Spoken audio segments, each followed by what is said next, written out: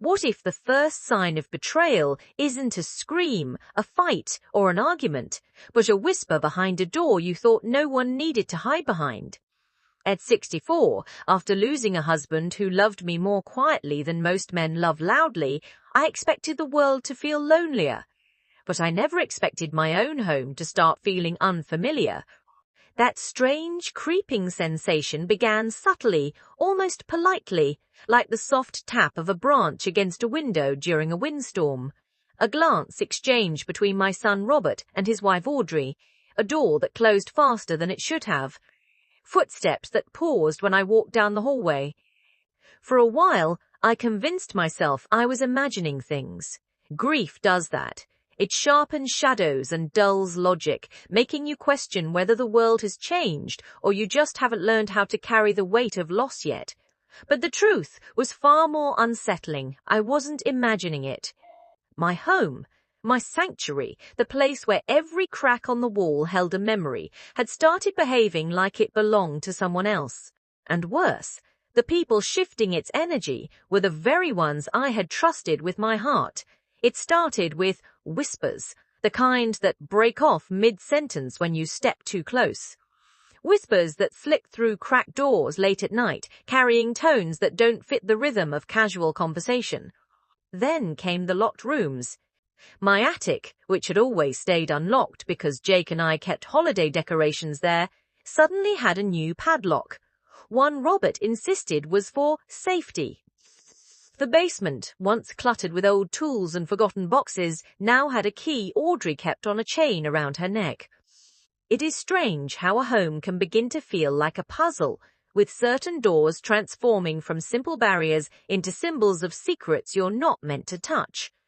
And every time I asked why something was locked, why something was moved, why strangers were suddenly on our street at odd hours, Audrey would laugh too loudly, too rehearsed, brushing my questions away as if they were children tugging at her sleeve. The energy of the house shifted, not loudly but insistently. My kitchen counters were cleaned obsessively at night, not by me. My laundry was folded in unfamiliar ways. My bedroom door, once respected and left untouched, began showing subtle signs of being opened clothes, slightly rearranged, the faint smell of perfume that wasn't mine, drawers pushed in an inch farther than I ever placed them. A woman who has spent 4 decades caring for a home knows when someone else's hands have touched her things, and I knew. I just didn't want to admit it.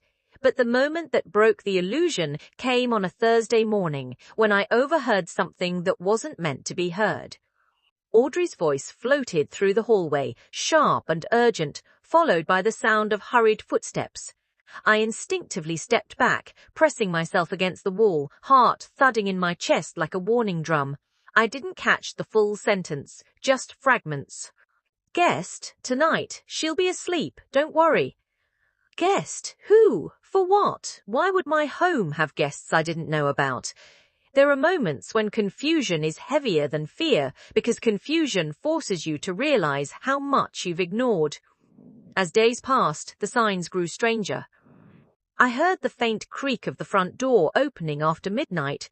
I saw unfamiliar cars parking near my driveway, engines turning off quickly, headlights dimming fast.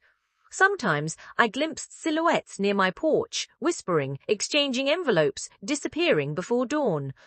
I asked Robert about it once, and he brushed the dust off his jacket in a way that reminded me of a man shaking off a lie before it settles. He spoke too carefully, too calmly, too quickly, like someone trying to cover a hole without knowing how deep it goes.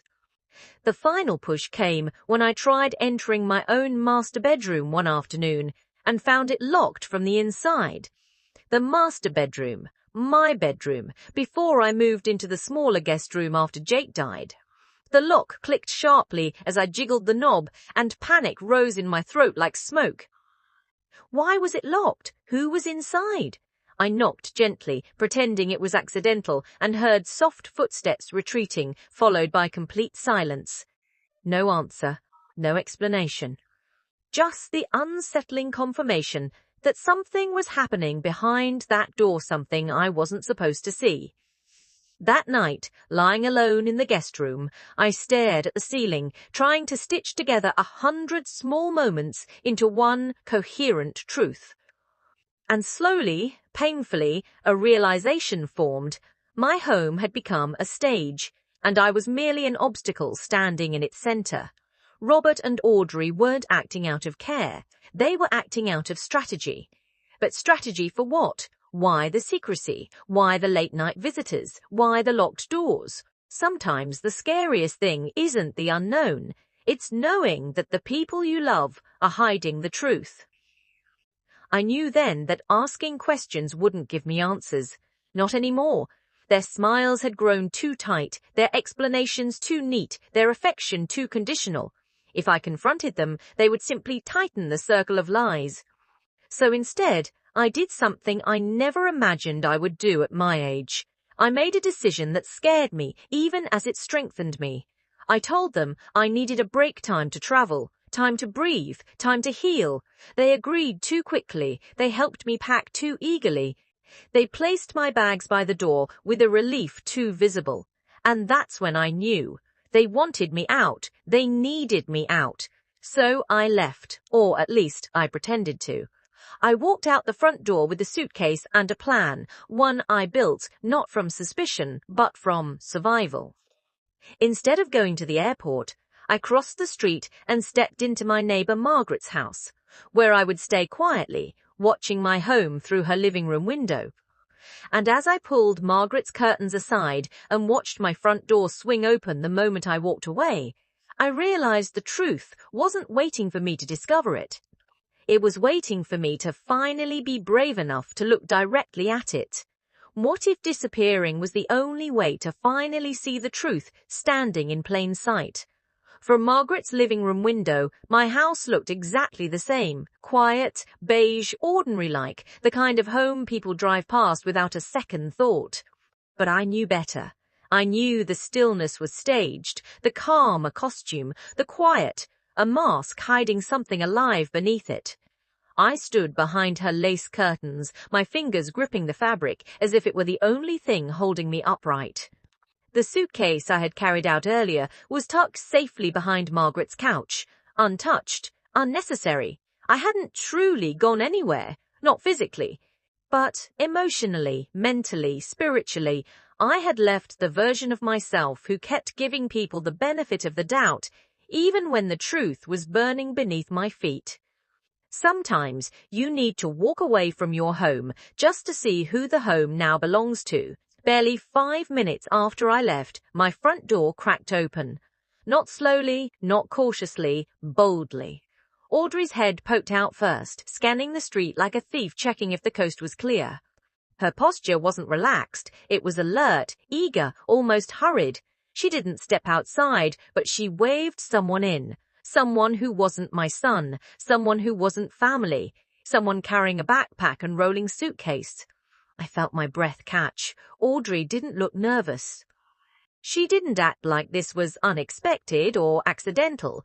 She acted like someone who had done this before, someone who had a system. Within minutes, 2 more strangers walked into my home.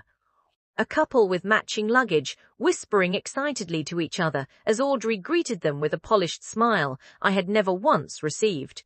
She held out her hand, not in welcome, but in transaction. Cash exchanged palms with the ease of routine. There is nothing more heartbreaking than realizing strangers are being welcomed into the space your own family quietly pushed you out of. I leaned closer to the window, pressing my palm flat against the cool glass. My heart wasn't just pounding, it was unraveling. They weren't hiding guests. They were running something, an operation, a business. My home wasn't being used as a family refuge, it was being used as an illegal hostel. The locked rooms, the late-night visitors, the whispers, the rearranged furniture. Suddenly everything clicked into horrifying clarity. My master bedroom door opened from the inside, revealing a man I had never seen before, tossing a duffel bag onto my bed. My bed. The bed where Jake once lay beside me, where I cried after he died, where I folded laundry in the stillness of winter nights, that sight pierced deeper than any lie Audrey had spoken and any silence Robert had given. And just when I thought the betrayal plateaued, it deepened. And just when I thought the betrayal plateaued, it deepened. The hallway light flickered as more shadows moved through the house. Audrey led the group upstairs, pointing, gesturing, describing things with enthusiasm. It wasn't a tour, it was a sales pitch. It was my house turned into a commodity, a product, a business, and she wasn't alone. Robert walked in minutes later, holding a clipboard, an actual clipboard, as if he were managing check-ins, assigning rooms, organizing schedules. He wore the same casual indifference he always did, but now I understood it wasn't indifference at all. It was familiarity. Comfort. He had been doing this for a while. They both had. You don't lose a home in an instant. You lose it slowly, piece by piece, the moment someone stops seeing it as yours. I felt Margaret place a gentle hand on my shoulder. "Sit," she whispered, but my legs wouldn't bend. They were locked in place, fused by shock and a rising fury I didn't yet know how to carry. She moved a chair behind me and guided me into it. The cushions sank under my weight, but my heart didn't soften. Watching strangers roam freely through spaces I once dusted with care, polished with pride, decorated with memories, felt like someone was peeling my life open without permission. For the next hour, there was a steady stream of activity bags being rolled in, laughter echoing through my hallways, shoes squeaking across the hardwood floors that Jake had spent 2 summers staining. Audrey tossed pillows on my couch as if staging it. Robert scribbled names onto a sheet. And every few minutes, another door opened, another room filled, another piece of my life was rented out for cash. But it wasn't just the illegal aspect, it was the intimacy. They weren't renting an unused basement or an extra room. They were renting my bedroom, my sanctuary. The room where my husband whispered comfort to me on the nights I was afraid of getting old. The room where I whispered goodbye to him when cancer moved faster than love could hold him. Some rooms aren't just rooms, they're pieces of your heart, and watching them be sold felt like a violation deeper than theft. The more I watched, the more a horrifying question formed. Why? Why would they risk this? Why would they turn my home into something so dangerous, so illegal, so disrespectful? And the answer arrived like a quiet tap on the window pane, subtle but undeniable, not just small amounts, large sums, enough to change incentives, enough to justify lies. Enough to make a son forget the woman who raised him and a daughter-in-law abandon every line of decency. But beneath the greed, another truth pulsed. A truth that chilled me deeper than the sight of strangers unpacking clothes in my closet. They didn't think I would find out. They didn't think I would be aware long enough to confront them. They didn't think I was in control of my own mind. This wasn't disrespect. This was preparation. Preparation for something darker. As the sun dipped lower and the street lights flickered on, one final moment sealed the truth. Audrey stepped outside to speak with a man who handed her an envelope.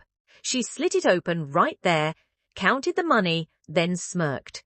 A smirk full of confidence, entitlement, and certainty that I would never return to claim the home she believed was already hers.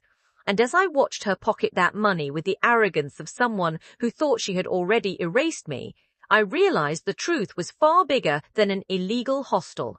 This wasn't just a secret business. This was the opening act of a plan designed to remove me completely. What would you do if you saw your home being used by people you've never met, yet everyone inside behaved as if you never existed? Even after the initial shock faded into something sharper, something closer to disbelief than grief, I couldn't step away from the window.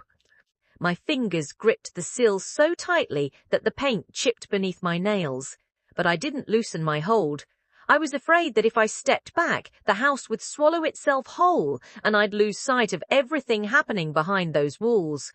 From Margaret's window, my home looked like a stage lit too brightly, a place where every shadow carried a lie and every open door exposed a secret I had never consented to. The sun had dipped lower now, turning the neighborhood amber, and in that fading light, my house no longer resembled the place where Jake and I once carved pumpkins on Halloween or slow danced on anniversaries. Instead, it pulsed with movement. People entering, people leaving, people laughing loudly as they dragged their suitcases across the floorboards that once creaked under Jake's careful steps. There is a specific kind of heartbreak that comes not from losing your home, but from watching it continue without you. As the evening deepened, the activity inside grew even more hectic. I watched a man with a tattoo running down his arm toss his shoes into my entryway as if he owned it. A woman with bright red hair wandered upstairs with a towel around her neck, heading straight toward my bathroom, the one with the floral shower curtain I'd kept since Jake insisted it made the room feel warm. I saw someone rummage through my kitchen cabinets, pulling out my pots, my pans, my spices. They cooked loudly, aggressively, filling the house with scents that felt alien: garlic, burnt onions, instant noodles. None of those smells belonged to me. None of those footsteps belonged to anyone I loved. Your home remembers your rhythm, and when someone else walks through it, the whole house flinches. And yet, what unsettled me more than the strangers was how comfortable Audrey seemed orchestrating it all. She moved through the house with the confidence of a hotel manager, pointing out rooms, offering instructions, collecting cash as easily as someone collecting compliments. My son stood beside her, arms crossed, occasionally checking his phone, nodding in approval, as if running an illegal hostel inside his mother's home was nothing more than a clever side hustle. That image carved into me like a blade. My son choosing profit over loyalty, secrecy over honesty, convenience over conscience. Betrayal doesn't always shout. Sometimes it slinks into your life wearing the familiar face of someone you raised. At around 9 o'clock, when the sky turned from orange to deep blue, I saw something that made my breath stutter. A stranger stepping into my master bedroom, dragging a suitcase behind him. My master bedroom. The room where I had kissed Jake goodnight, where I held his hand after the doctor said the cancer had spread, where I sat on the floor weeks later, staring at the empty pillow he would never again rest his head on. Watching that man spread his belongings across my quilt felt like someone was ripping memories out of the air and replacing them with noise. I clutched my chest, the pain sharp, almost physical. Some spaces are sacred, and watching them be desecrated creates a wound no voice can explain. More people came. A group of 4 laughed as they passed through the living room. One man plopped himself onto the recliner Jake used to nap in, spinning it around as a joke. Audrey walked through the kitchen counting bills, fanning them out like playing cards.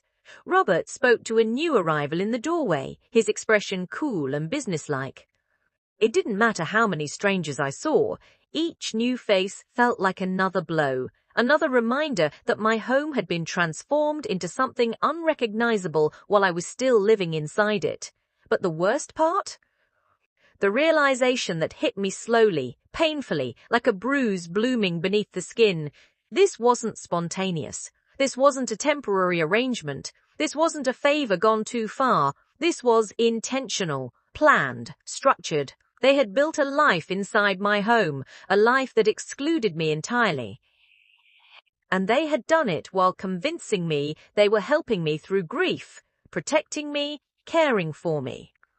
They had smiled at me across breakfast, offered to take responsibility for household tasks, encouraged me to rest and focus on healing. It is a special kind of cruelty when someone builds their comfort on the foundation of your vulnerability. My hands shook as I scribbled notes in a small notepad Margaret kept on her coffee table. Dates, times, number of people, behavior, cash exchanges, room assignments. I wrote everything down because instinct told me that what I was seeing wasn't just immoral, it was illegal. And deep within me, a thought flickered, trembling but unmistakable. If they could hide something this big, what else were they capable of hiding? That question burned through me like a fever. Hours passed. The sky grew darker. The house grew louder. Laughter echoed down the hallways. Footsteps pounded up and down the stairs. At one point, I saw a man carrying a box labeled storage, and he headed straight toward the attic that Robert had put a padlock on weeks ago. He unlocked it effortlessly. My heart dropped. Why would strangers need access to my attic? What was inside it now? What had been removed? Sometimes the things you don't see are far more dangerous than the things you do. As midnight approached, the windows of my house glowed with warm yellow light, each one revealing pieces of a life I no longer recognized. And somewhere between watching the 8th unfamiliar person walk through my living room and the 10th burst of laughter erupt from the dining area, something inside me hardened. Not anger, not sadness, something stronger, something steadier. A resolve I hadn't felt in years, maybe not ever. This wasn't simply disrespect. This wasn't simply greed. This was a takeover. And they were counting on me being too fragile, too grieving, too old to notice. But I noticed everything, and as the clock struck midnight, I realized the truth clawing its way to the surface. Turning my home into a hotel was only the beginning. They weren't just using my house. They were preparing to remove me from it entirely. What if the truth about your family doesn't come from what they hide, but from what they forget you're still capable of hearing? The night settled heavy around me, the kind of darkness that presses against the windows like a living thing, and still I could not step away from the curtain. My home, no, the shell of what used to be my home buzzed with activity. Strangers filled every corner, voices rising and falling like the tide, the sound of their laughter bouncing off walls Jake and I once painted together. But beneath the noise, beneath the whirl of suitcases and footsteps and clinking glasses, something else hummed, something sharper, colder, far more dangerous than an illegal hostel. It was subtle at first, just a shift in tone, a pause in movement, a voice lowered to a whisper. But when danger lives inside the people you love, even a whisper is enough to change the temperature in your veins. Sometimes betrayal hides in the laughter, and sometimes it hides in the silence that follows it. I had been taking notes for hours, documenting the endless stream of unfamiliar faces using my house as if it were a hotel they booked online. But around 1 a.m, just as I scribbled down the arrival of guest I-14, something changed. The laughter quieted. The footsteps slowed. And suddenly the house seemed to hold its breath. Audrey and Robert disappeared into the kitchen, and the room emptied around them. Only their silhouettes moved, hers sharp and animated, his slower, more calculated. I felt Margaret shift beside me, her hand reaching instinctively toward my arm. She didn't know what was wrong yet, but she could feel it, the kind of tension that makes the air taste metallic. She mouthed, "Stay still," as if I were a deer in someone's crosshairs. I leaned forward, the curtain brushing against my cheek, and strained to hear them. I shouldn't have been able to distance muffled sound, but fear has a way of sharpening every sense until even a murmur becomes a sentence. Audrey's voice cut through first, not loud, not frantic, chillingly casual, too casual. It was the voice of someone comfortable enough with the darkness inside them that they didn't need to hide it anymore. The scariest villains aren't the ones who shout, they're the ones who whisper like they're discussing tomorrow's grocery list. I heard the unmistakable edge of annoyance in her tone, then the rhythmic tapping of a pen or fingernail against the counter. Something about a timeline, something about paperwork, something about getting her evaluated. My chest tightened. Evaluated? Who? Evaluated for what? My brain reached for denial the way a drowning person reaches for air, but denial has no use when the truth is already crawling beneath your skin. Robert's voice entered next, lower, flatter, almost bored, like he wasn't discussing his own mother. Like the topic at hand was nothing more than an inconvenient task to finish. Then it hit me. Not the full truth, just a piece of it. But even that piece was sharp enough to pierce through years of love and devotion. Power of attorney.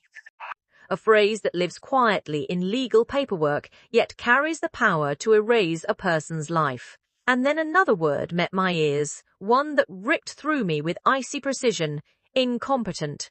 Not said lightly, not said hypothetically. Said like a decision already made. There are moments in life when your heart doesn't just break, it recognizes it was being broken long before you noticed. Audrey wasn't just running a secret business. She wasn't just renting out my home to strangers. She wasn't just manipulating my son's loyalty. She was planning something far darker, something permanent, something legal. And suddenly all the strange comments, the forced caretaking, the way she insisted on managing my medication, the way Robert gently questioned my memory lapses, all snapped into place like puzzle pieces clicking together. They weren't helping me heal after Jake's death. They were building a case against me, a case to prove I was slipping mentally, a case to justify taking my home out of my hands forever. My throat burned with a bitter taste, fear mixed with humiliation. Not because of what they were planning, but because a part of me had trusted them even as the cracks widened around my feet. I had believed the soft smiles Audrey gave me when she said I needed rest. I had believed Robert when he suggested handling my bills to make things easier for me. I had believed the lies born from convenience. It is terrifying how easy it is to be erased when the people holding the eraser know you trust them. Then came the final blow, the one that extinguished any remaining doubt. Audrey's voice rose just slightly as she spoke about a doctor who would sign off after a brief exam, something quick, something simple, something she had already arranged. My hands froze. A doctor? What kind of doctor? Why would I need one? And then, a phrase so horrifying it felt like the floor dropped from beneath me. Just a small dose. A pause. She won't know. Drug me. They planned to drug me. They planned to perform a fake medical exam. They planned to declare me mentally incompetent. They planned to seize power of attorney. They planned to take the house. And once they had everything, they planned to place me somewhere I couldn't interfere. A nursing home. A facility. A place where people disappear into beige hallways and no one questions it. I pressed my hand against my mouth to keep the sound inside because if I let out even a single sob, I feared I would unravel completely. My son, the boy I raised, the boy who slept on my chest during thunderstorms, the boy who called me Mama until he was 8, was part of this. Not reluctantly, not blindly, fully, willingly. A man who once clung to my hand on his first day of school was now discussing how to remove me from the life I built. My heart didn't just break. It cracked open with a clarity so sharp it felt like waking from a dream I never realized was a nightmare. Hook, some truths don't just hurt you. They redefine everything you thought you knew about love, Margaret whispered. We need proof. And in that moment, something inside me shifted from pain to purpose. My hands steadied, my breathing slowed, the trembling eased. Because if they thought I was too old, too slow, too fragile to fight, they had forgotten that a woman who has survived loss, betrayal, and the weight of her own grief doesn't break easily. I took out my phone, pressed record, and captured everything. The voices, the words, the plan. Not because I wanted revenge, because I wanted my life back. And as their whispered scheme poured into my phone like poison caught in a bottle, I realized this wasn't just a battle for my home, it was a battle for my identity. And I had no intention of losing. How do you fight people who think you're too weak to resist and turn the very plan they made against you into the weapon that saves you? The moment I pressed the record button and heard their voices spill into my phone, something inside me shifted from pure terror to a strange, steady focus, like a lens finally snapping into clarity after being blurry for too long. I sat there in Margaret's dim living room, the soft ticking of her wall clock behind me, and listened as my own child and the woman he chose whispered step by step how they intended to erase me from my life. Every word they spoke, about drugging me, about a compliant doctor, about declaring me mentally unfit, about gaining power of attorney, about placing me somewhere out of the way, slid into my phone like confession, and I realized that while they thought they were tightening the noose, they were actually weaving the rope I would later hand over as evidence. There is a strange power in realizing the same people who counted on your silence are unknowingly narrating their own downfall. When the conversation in the kitchen faded and footsteps scattered again, I stopped the recording and stared at the screen, my reflection faintly visible over the waveform of captured sound. For the first time since Jake died, I didn't feel like I was drowning. I felt like I was swimming towards something, even if the waves were high and the water was dark. I knew one recording wouldn't be enough. People like Audrey didn't operate on a single conversation. They built patterns, histories, routines. So I made a decision that would have terrified the version of me who still clung to the fantasy of a loving son and grateful daughter-in-law. I wasn't going home. Not tonight. Not tomorrow. Not until I had enough proof to make sure they could never twist the story and paint me as the confused old woman they were trying so hard to manufacture. The next day, while the house woke up and the illegal hostel resumed its unnatural rhythm, I turned into a quiet investigator. From behind Margaret's curtains, I documented everything. I wrote down times guests arrived and left. I noted how many nights people stayed. I watched as strangers wheeled in suitcases and Audrey tucked cash into a metal tin I recognized from my own pantry, a tin that once held homemade cookies for my grandchildren and now held rolled bills earned from renting out pieces of my life.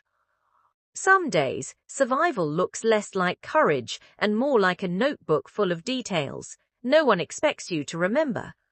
I took photos whenever I could. Blurry, zoomed shots of new faces walking in with luggage, cars idling near my driveway at odd hours, shadows moving behind the curtains of rooms that were supposed to be empty. Each image felt like a small stone I was gathering, building a wall between myself and the narrative Audrey was trying to craft. In the evenings, when the guests settled and the house lights dimmed, I would play back the recording from the night before, listening again, not because I wanted to torture myself, but because I needed to memorize their scheme until it became something I could dismantle in my sleep. The more I listened, the more the holes in their plan revealed themselves. They needed me to sign certain documents. They needed me to show up at that medical exam. They needed me to be present enough to legalize my own removal, but weak enough to not question it. Their plan depended on me existing in a half-life, present but powerless, breathing but voiceless. They had forgotten that grief hadn't killed my mind, it had only quieted my mouth.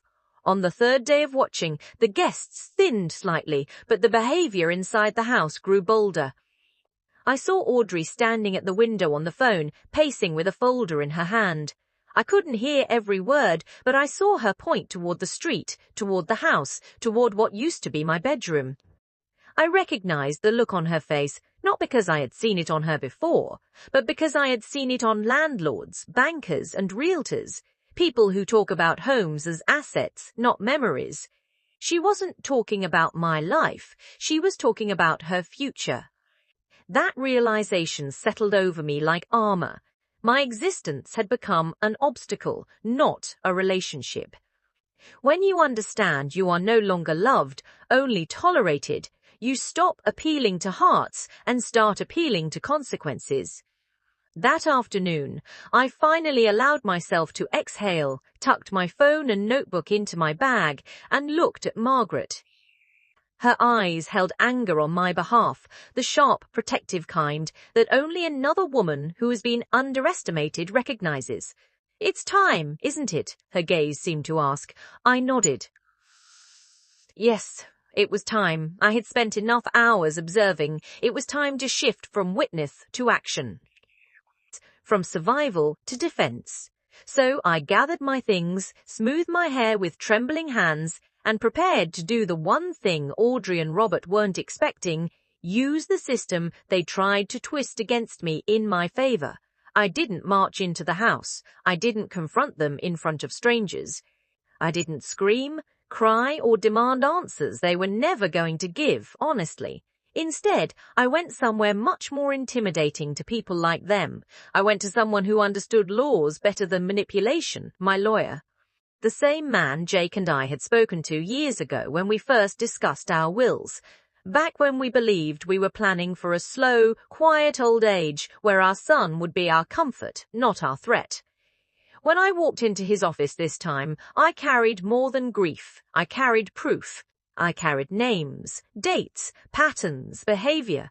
I carried their plan in my pocket in the form of audio, video, and written notes. I carried the weight of knowing that if I stayed silent, I would be assisting in my own erasure.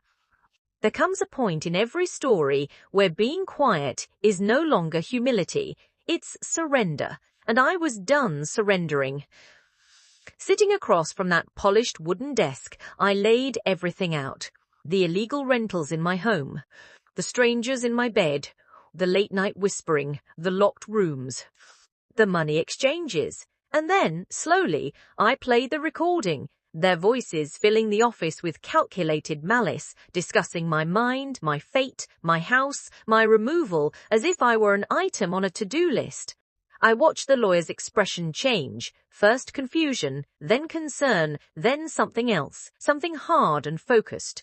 When the recording ended, the silence in the room was heavier than any words could have been. I didn't need him to tell me this was serious. The tightening of his jaw, the slow exhale, the way he leaned forward and clasped his hands, told me everything I needed to know. I wasn't crazy. I wasn't paranoid. I wasn't losing it. I was in danger, and I was right. He explained my options, and with each one, I felt my spine straighten a little more. We could document everything formally. We could notify authorities about the illegal rentals. We could preemptively file to protect my legal capacity, blocking any sudden petitions to declare me incompetent. We could freeze any attempt to transfer property without my explicit, clear, recorded consent. We could make it very hard, legally, publicly, financially, for them to move forward with their plan. And as he spoke, I realized the most powerful thing I had done wasn't recording them, or hiding, or taking notes. It was refusing to accept the story they wrote for me. They wanted to cast me as the confused old woman in the background. Instead, I had quietly become the narrator. When I left his office that day, papers in my hand and a plan in motion, the fear I'd been carrying for days didn't vanish, but it shifted. It no longer sat on my chest. It moved behind me, where it belonged, replaced by something fiercer, resolve. They wanted power of attorney. They wanted control of my home. They wanted to decide where I spent the last chapter of my life. But now I had something they never planned on. I had their voices on record, their actions documented, their scheme outlined in their own words. And as I stepped out into the afternoon light with my evidence tucked safely in my bag, one truth echoed louder than any of their whispers. If they were going to try to erase me, they were about to discover just how loudly a mentally unfit's grandmother can fight back when she has the truth on her side. What if the moment they think they've cornered you is the moment you quietly step aside and let their own lies crash into each other? By the time my lawyer and I finalized every protective document, it was no longer a shadow looming behind me. It had become the engine driving every deliberate step forward. I walked out of that office not as a trembling widow being pushed toward a nursing home, but as a woman preparing to confront a storm with lightning in her pocket. And it was a strange, exhilarating thing to realize. The same people who underestimated me had made it so easy for me to catch them. They didn't hide. They didn't whisper quietly enough. They didn't think I would ever fight back. The most dangerous assumption a manipulator can make is believing their victim is too weak to take notes. The next phase wasn't dramatic. It wasn't loud, it wasn't cinematic. It was paperwork, signatures, notarized statements, and a series of calls that made my spine straighten a little more each time. Adult protective services, housing authorities, local police liaisons, elder advocacy groups. I wasn't calling to cry or accuse.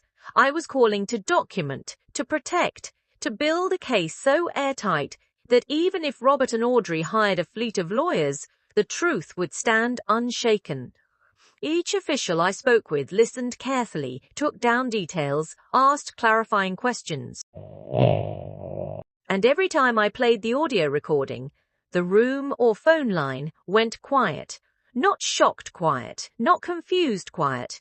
The quiet reserved for things that are unmistakably, undeniably criminal. Within days, the file on them had grown thicker than the one about my own medical history. Guest logs I documented. Photos of strangers living in my bedroom. Video clips of new faces entering at midnight. Notes of cash exchanges, plus the crown jewel, the recording of their plan to drug me and declare me incompetent. Evidence doesn't just expose lies, it suffocates them. My lawyer gave me one directive: do not go home yet. I didn't argue. The danger wasn't theoretical. They had discussed harming me. They had discussed getting rid of me. Returning unannounced could expose me to the very trap they intended to set. So for 5 days, I lived between Margaret's house and a small senior protection suite arranged through an advocacy program. A safe room with cameras, a secure lock, warm meals, and counselors trained to help elders who'd been manipulated by their own families. I wasn't ashamed to be there. Shame belongs to the people who forced me into hiding, not to me. On the morning everything changed, I woke to a vibration on my phone, a message from my lawyer. They filed a petition this morning, exactly as expected. Come in. My chest didn't tighten with fear, it widened with recognition. Of course they did. Of course Audrey and Robert would rush to file the incompetency petition before I could wander away or hurt myself. This was the final step of their plan, the legal coup that would give them control over my assets, my medical decisions, my home. But they had filed it too late. They had walked straight into the system I spent days preparing. I arrived at the courthouse through a back entrance, escorted quietly by an officer who greeted me with the gentleness reserved for victims, not criminals. Inside, my lawyer sat at a polished wooden table, my files stacked neatly in front of him. When he saw me, he nodded, not to reassure me, but to acknowledge the strength it took to get to this moment. Sometimes the bravest thing you can do is show up to your own rescue. Minutes later, they entered. Robert looked irritated, like someone had dragged him away from a golf game he didn't want to miss. Audrey looked composed, too composed, wearing the kind of forced softness manipulators use as armor. Her hair smoothed, her blouse crisp, her expression a careful blend of concern and superiority. But the moment her eyes landed on me sitting upright, calm, and very much capable, the corner of her mouth twitched. Just slightly.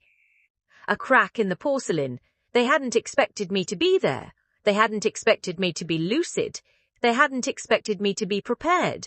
They approached the table with papers in hand. Statements about my declining memory, my emotional instability, my confusion, and unsafe behaviors.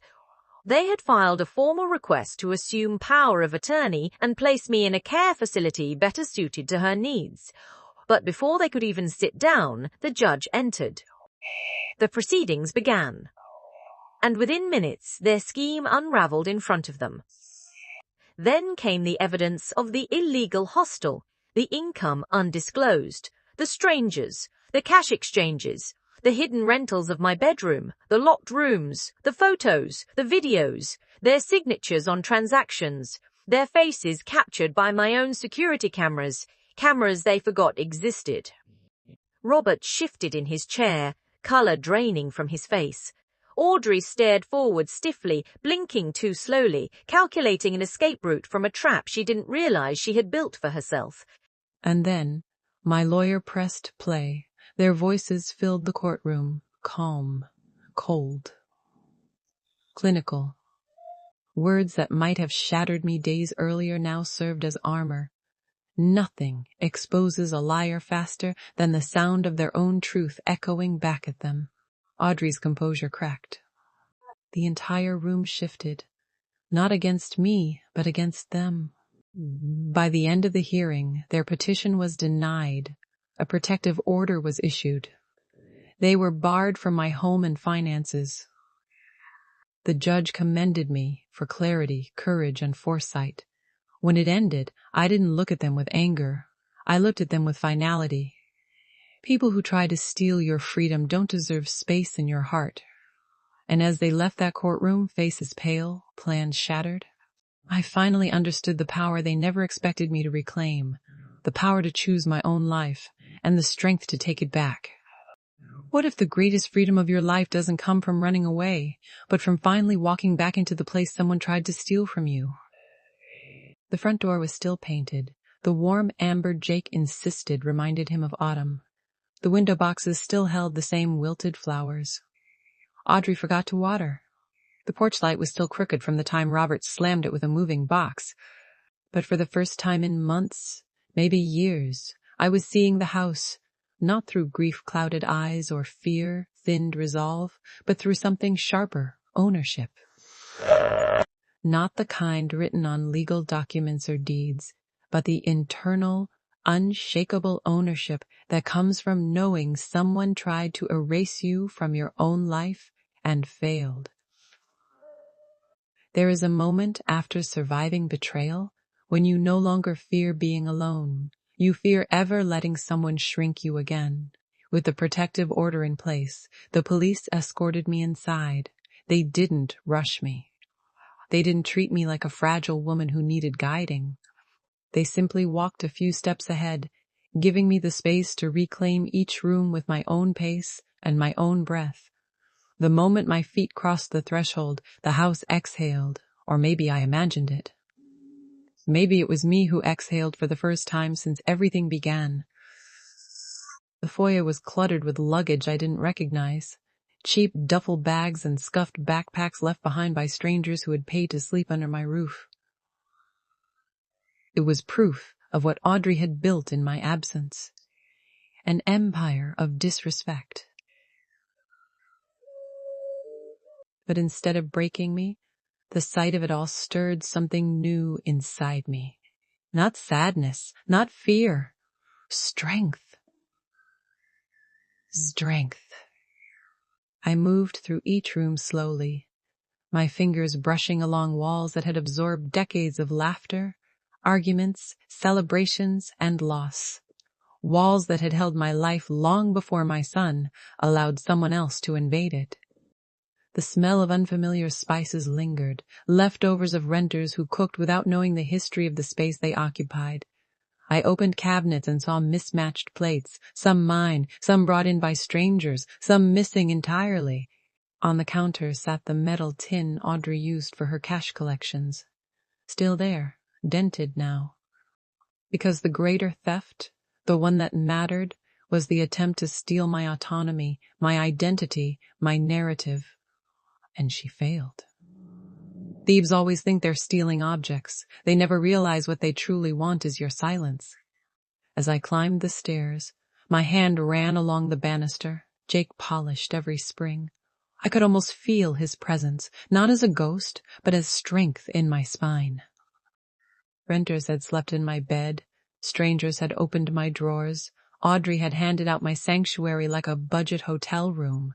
But when I finally pushed the door open, I found something unexpected. Emptiness, clean linens, sunlight spilling over the wooden floor. Even the air felt different, cleansed by time, not tainted by memory. And in that moment, I realized something profound. A room only holds the meaning you give it. Meanwhile, I moved to the corner of the room where Jake's old nightstand still sat. Inside it, untouched, was a small envelope he once placed there after his heart scare years ago. He told me if anything ever happened, I should open it, but I never could. Not even after he died. But today felt like the right day. My hands trembled as I slid the envelope open, and inside I found a simple note in his familiar, unmistakable handwriting. If you ever feel alone, remember you survived everything before this moment. You'll survive everything after. Sometimes the person you lost becomes the strength that lifts you long after they're gone.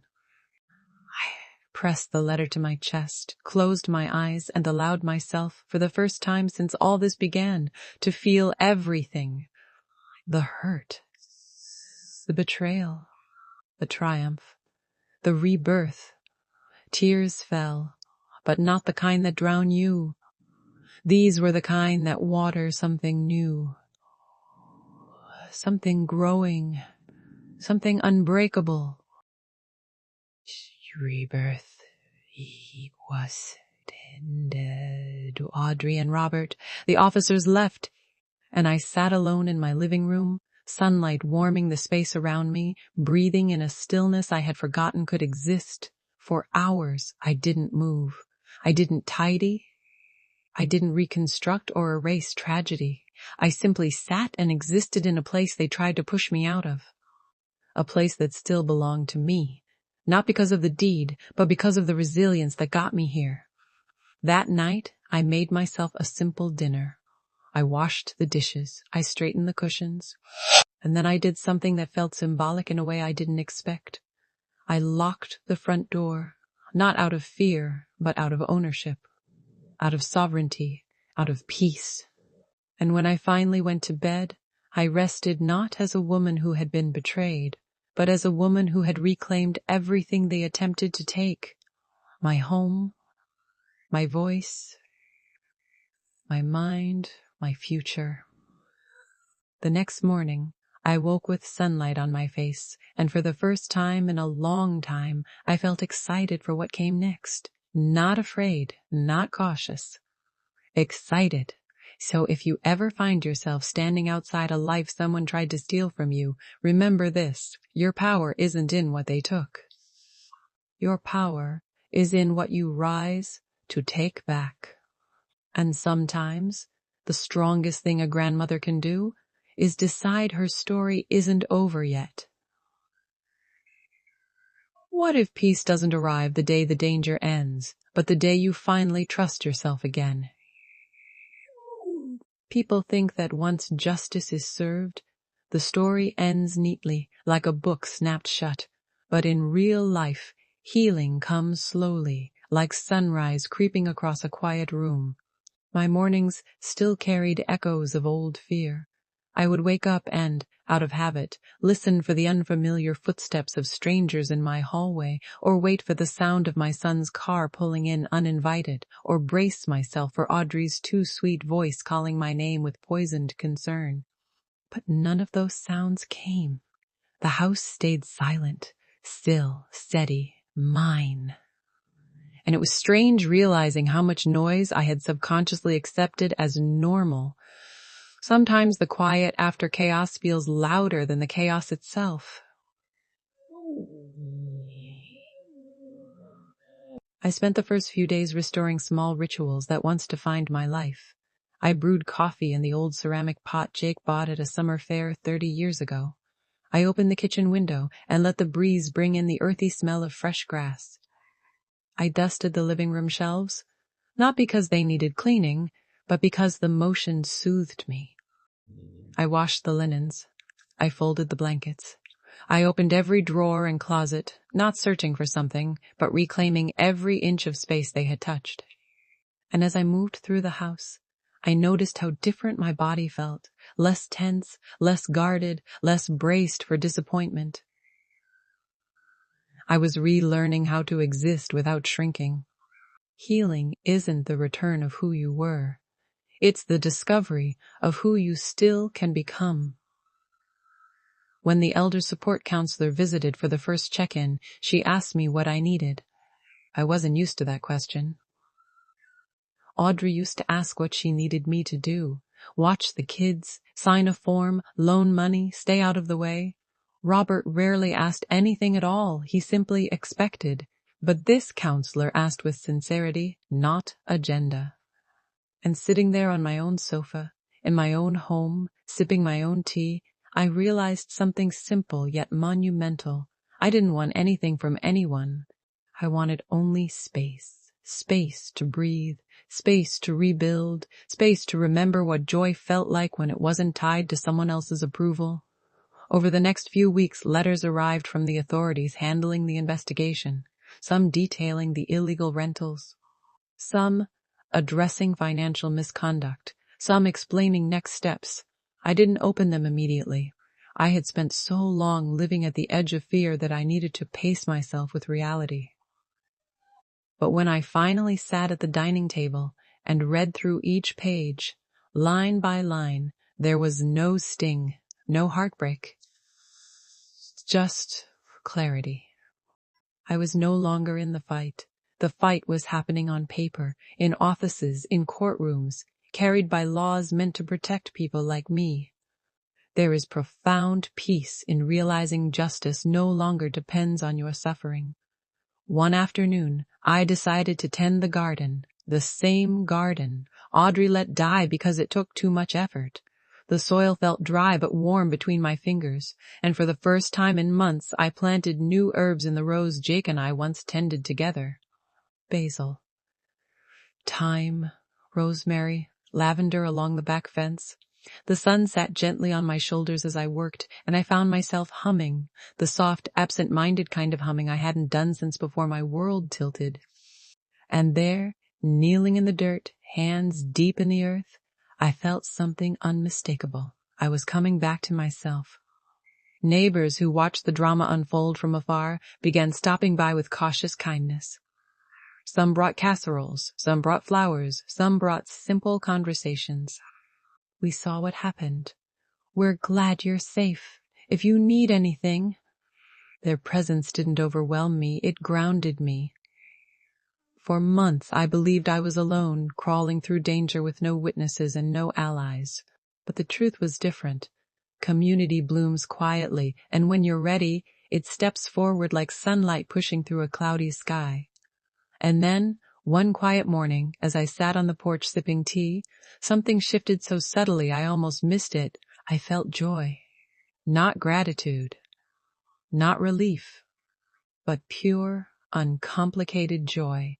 It came from the warmth of the cup in my hands, from the soft rustling of leaves, from the bird perched on the railing, tilting its head curiously, from the knowledge that I woke up in a home that was safe, not because I trusted the people in it, but because I trusted myself to protect it. Freedom doesn't begin when danger ends. It begins the moment you stop apologizing for surviving. The counselor suggested I join the senior writing group at the community center, a place where people share stories they once buried. At first, I hesitated. My story felt too heavy, too raw, too jagged around the edges. But on the first day I walked into that room lined with old books, sunlight slanting across wooden floors, a dozen warm faces waiting, I felt something I hadn't felt in years, belonging. When it was my turn to speak, I didn't read from a paper. I didn't prepare notes. I simply spoke my truth. Not like a victim recounting tragedy, but like a survivor reclaiming narrative. The group listened, not with pity, but with recognition. Many had endured their own betrayals, manipulations, losses. And together, we created a space where healing wasn't lonely. It was shared. Weeks passed, and the house transformed, not physically, but spiritually. The walls no longer carried the energy of their schemes. The air no longer felt heavy with fear. Every room echoed my choice to stay, to fight, to thrive. And one evening, as I placed Jake's letter back into the nightstand, I whispered something I had carried in my chest since the day the truth first shattered me. I made it. And in the silence of that room, it felt like he whispered back, I knew you would. Because in the end, healing wasn't about winning in court or exposing their lies. It wasn't fear. Fear had become a familiar house guest, one I lived with for months. It wasn't grief. Grief had already carved its place in me, a quiet room I visited occasionally but no longer lived inside. It wasn't even relief. It was something lighter, something that made the air feel softer and the sunlight feel warmer. It was possibility. For the first time in years, I wasn't waking up to manage pain or brace for betrayal.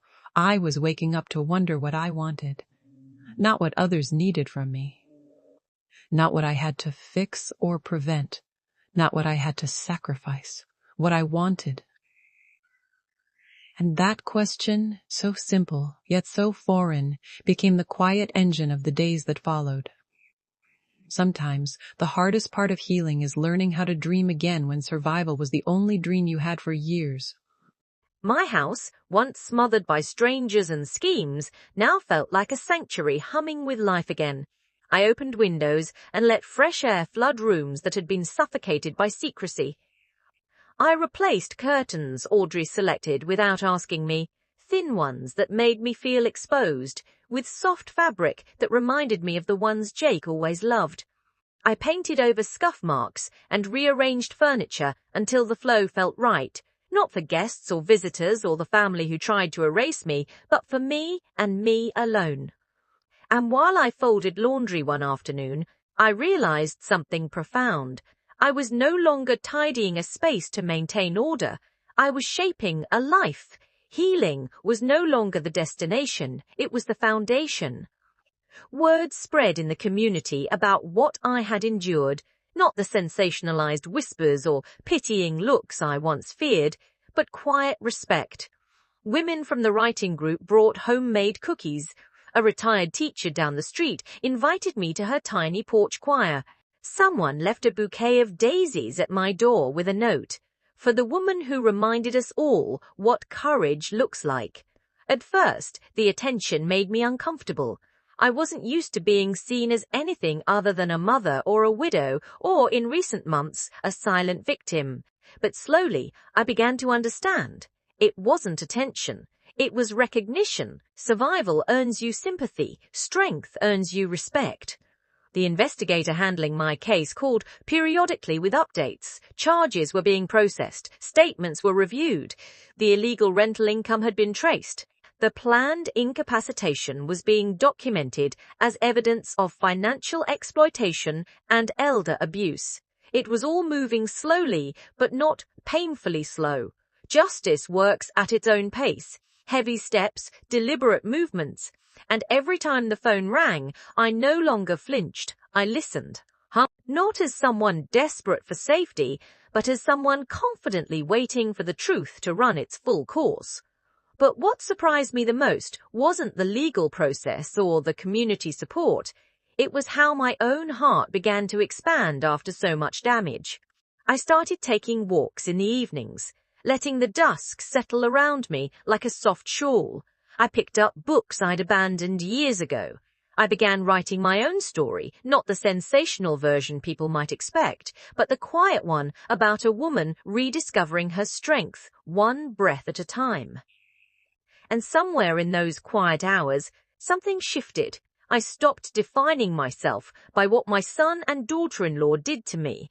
My identity became larger than their deception, larger than their betrayal, larger than the lies they tried to bury me under. One afternoon, I wandered into a community meeting at the senior center, a gathering for people who wanted to learn about their rights, protections, financial safeguards, and legal boundaries. I expected to sit quietly in the back, maybe absorb a few things, then go home. But halfway through, a woman raised her hand and asked with trembling lips, "How do you even begin to protect yourself when the people you trust are the ones hurting you?" Her voice cracked in the same place mine used to. The room grew still, and before I could think or stop myself, I found my hand rising. I found my voice forming words I didn't know I was brave enough to say. I shared a piece of my story, not all of it, not the darkest parts, but enough to light a path for someone else. Heads nodded, eyes softened. Something unspoken passed through the room, a quiet ripple of understanding that only survivors can share. And as I spoke, I realized something unexpected. I wasn't reliving my trauma. I was transforming it. Pain becomes something different, the moment you use it to guide someone else towards safety. After that day, I was invited to speak again and again, small groups, quiet rooms, a handful of people at a time. Not as a lecturer, but as a woman who had been underestimated, manipulated, almost erased, and refused to disappear. And each time I told a piece of my experience, the wound inside me closed just a little more, not because time healed it, but because purpose did. One evening, after returning from another meeting, I sat on my porch with a cup of lavender tea and watched the sun melt into the horizon. The breeze was cool, my heart was steady, and for the first time in my entire life, I felt connected not by obligation, not by family blood, not by fear, but by choice. I had built a life out of ruins, not a perfect life, not a loud life, but a beautiful one, a life I chose, a life I protected, a life that belonged to me. And in the golden quiet of that fading sunset, I whispered something to the universe. Not a question, not a plea, but a declaration. I survived, and I built something stronger than what was taken from me. Because in the end, the greatest secret I uncovered wasn't about my son or my daughter-in-law, it was about myself, and the unstoppable life waiting for me the moment I stopped living in their shadows. What if the moment you stop trying to understand why someone hurt you is the moment you finally understand who you were always meant to become? The 10th week after reclaiming my life arrived quietly, without fanfare, without any milestone to mark its presence, and yet something about it felt different, like a chapter turning in a book I thought was already written. For so long, my mind had been occupied with survival, uncovering lies, gathering proof, securing my home, reclaiming independence. But now that the danger had passed and the noise had faded, a strange stillness settled over my days. It wasn't loneliness. Loneliness is what you feel when surrounded by people who don't truly see you.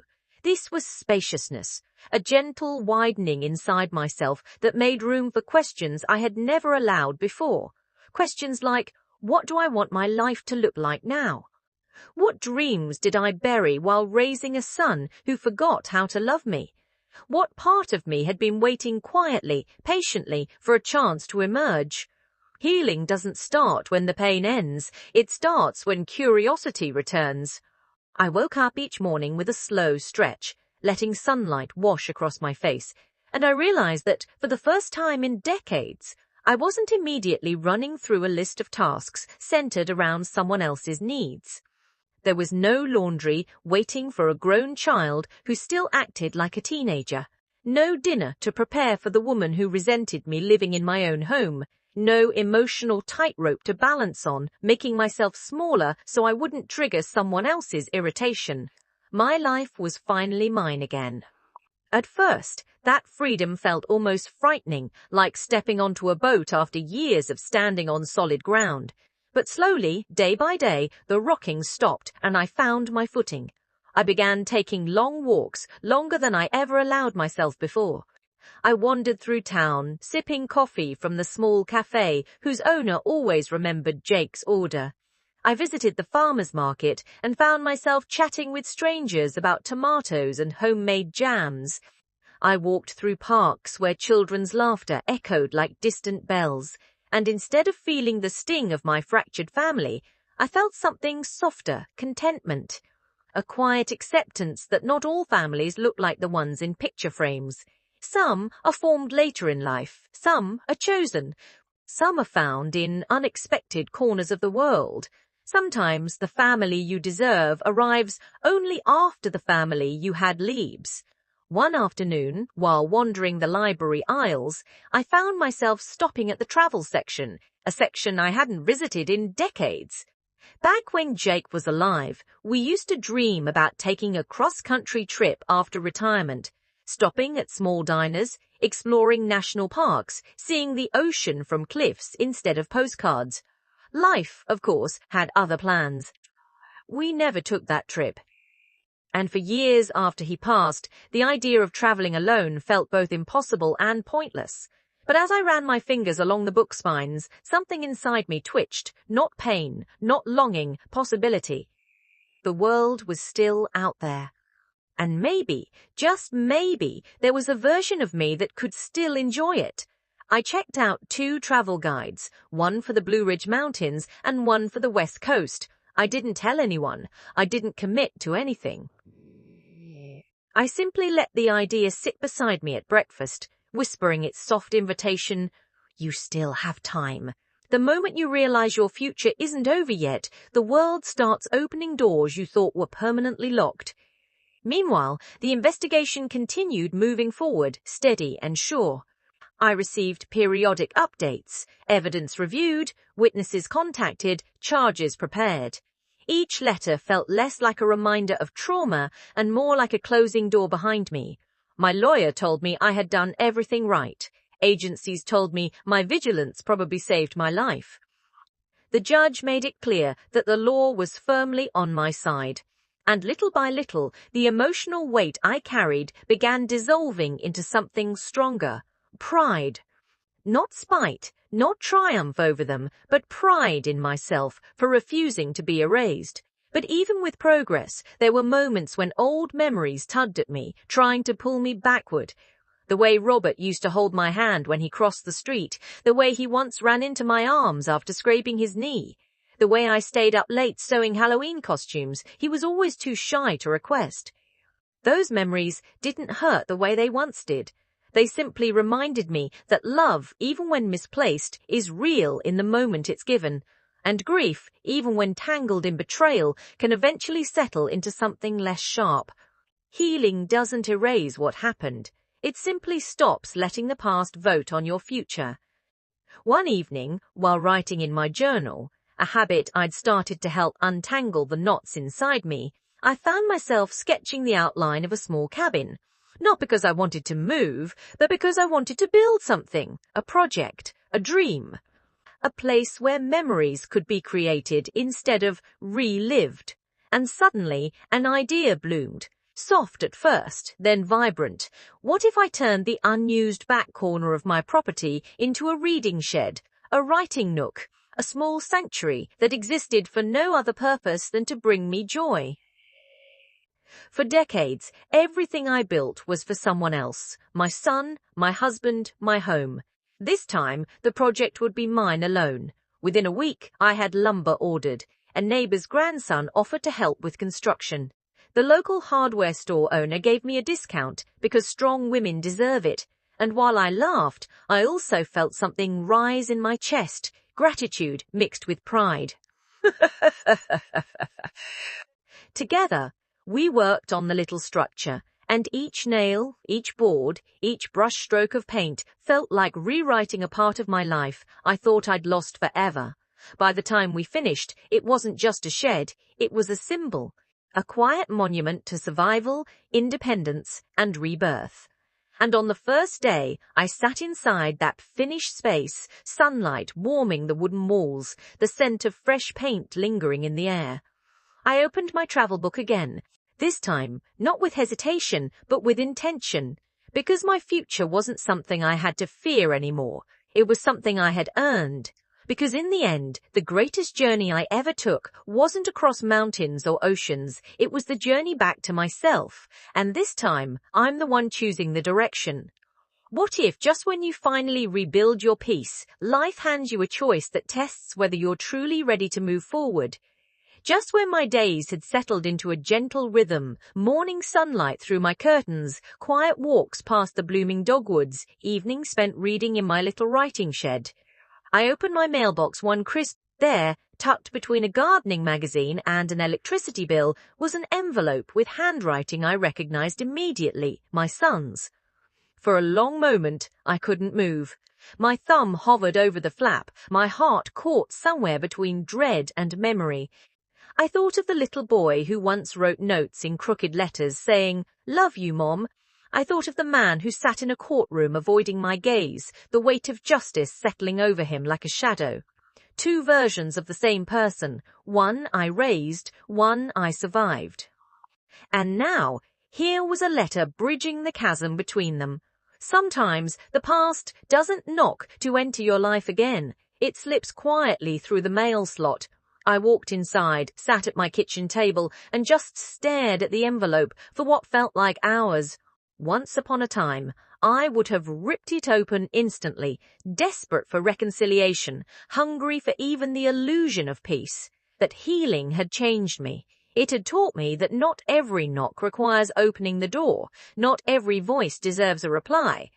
Not every apology, if that's what this even was, needs to be accepted to have value. Tonight, I allowed myself to simply feel, to acknowledge that even after everything, the sight of my son's handwriting stirred something complicated inside me. Not longing, not hope, but a quiet ache for what could have been. Finally, with a steady breath, I opened the letter. The paper trembled slightly, but my hands no longer did. Inside were several paragraphs written in a tone I did not recognize. Not remorse, not fully, not denial, though traces of it lingered between the lines. It was something else, something muddled, confused, defensive, uncertain. He wrote about how things got out of hand, how he never meant for it to go that far, how he trusted Audrey, how he felt overwhelmed, how he didn't realize the consequences. Each sentence read like a stone skipping across water, touching truth but never sinking into it. Apologies that avoid responsibility aren't apologies. They're attempts to rewrite history. He didn't mention the recording. He didn't mention the plan to drug me. He didn't mention the nursing home. He didn't mention the strangers in my house. Mostly, he talked about himself, his stress, his fears, his confusion. Not once did he ask, "How are you now, Mom?" And not once did he say, "I'm sorry for what I did to you." But at the bottom, he wrote a single sentence that made my breath catch. "Not in pain, but in clarity. I hope someday you can understand. Understand." That word pulsed through me like a quiet alarm. For years, I spent my life trying to understand him, his choices, his moods, his silences, his distance. I excused his behavior as adulthood stress, marriage strain, lost direction, misplaced loyalty. I bent myself into uncomfortable shapes, trying to fit into his narrative, trying to be the mother he needed, even when he no longer wanted what I offered. But now, with this letter in my hands, something inside me settled into perfect stillness. The moment you stop trying to understand someone who hurt you is the moment you finally understand yourself. I folded the letter carefully, not out of sentimentality, but out of closure, and slipped it back into the envelope. It did not break me. It did not move me. It simply confirmed what I had already known. Some people apologize not to heal the person they hurt, but to soothe their own conscience. And that kind of apology, while human, is not enough to reopen a door I had finally learned how to close. That night, I walked out to my writing shed, lit a small lamp, and let the soft glow fill the space. Outside, the wind moved through the trees with a calming hush. Inside, my heart felt strangely light. I took out my journal and began writing. Not about the letter itself, but about the woman I had become since surviving the people who were supposed to love me. I wrote about the garden I was nurturing again. I wrote about the travel plans, slowly forming like constellations in my mind.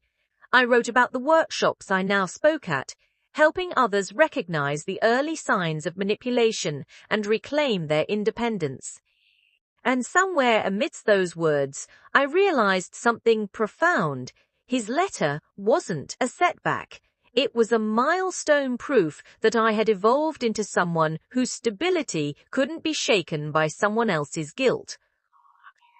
The next morning, I made a choice. I placed the letter in a drawer, not to revisit, not to analyze, but simply to acknowledge as part of my story. Then, I drove to the community center, attended a class on watercolor landscapes, and afterward found myself laughing with other women, the kind of laughter that feels like it belongs to the present, not the past. Life doesn't wait for you to finish healing. It heals you while you're living. A week later, I booked a short cabin trip in the Blue Ridge Mountains. Not forever, not far, just a small beginning. A test, a whisper of adventure. And as I clicked confirm, I felt something warm spread through me, an echo of the woman I used to be, blended with the woman I had fought to become. That evening, as the sun dipped below the horizon and cast golden light across my porch, I whispered something into the quiet air. Not to Jake, not to my son, not to anyone listening, but to myself. I choose peace over understanding. I choose my future over their remorse. Because in the end, healing isn't about mending what they broke. It's about building something so strong within yourself that nothing they do can break you again.